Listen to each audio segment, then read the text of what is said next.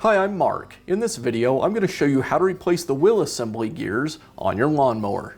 I'll begin by removing the wheel. I'll lift the mower with a piece of 2x4 so I can remove it.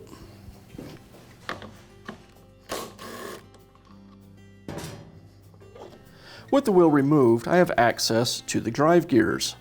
These gears will vary greatly between models and brands of lawnmowers.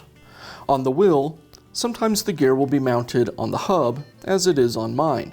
Sometimes this gear will be plastic or sometimes metal. Sometimes the gears will be molded into the plastic on the wheel itself, just beneath the tire. The location of the transmission drive gear is pretty typical to what you'll see on most lawnmowers.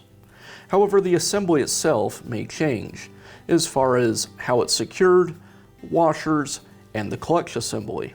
As a general rule, if there's damage to the gear on the wheel, you'll replace the entire wheel assembly.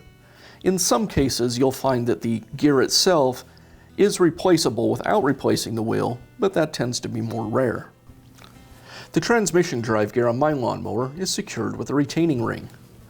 I'll use a pair of retaining ring pliers to remove it. With the ring removed, now I can remove the washer and the gear.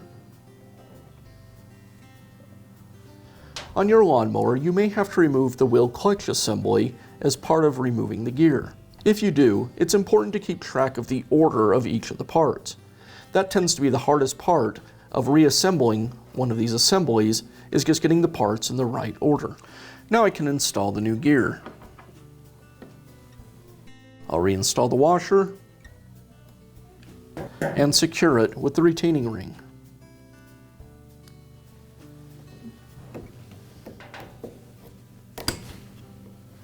As a general rule, the wheel drive gears won't be lubricated. Now in this case they are, and that's because they're both metal gears. If you have metal to plastic or plastic to plastic, you don't want to use any lubricant here because dirt will stick to the lube and that dirt will very quickly wear down the gears. Now I can finish up by reinstalling the wheel.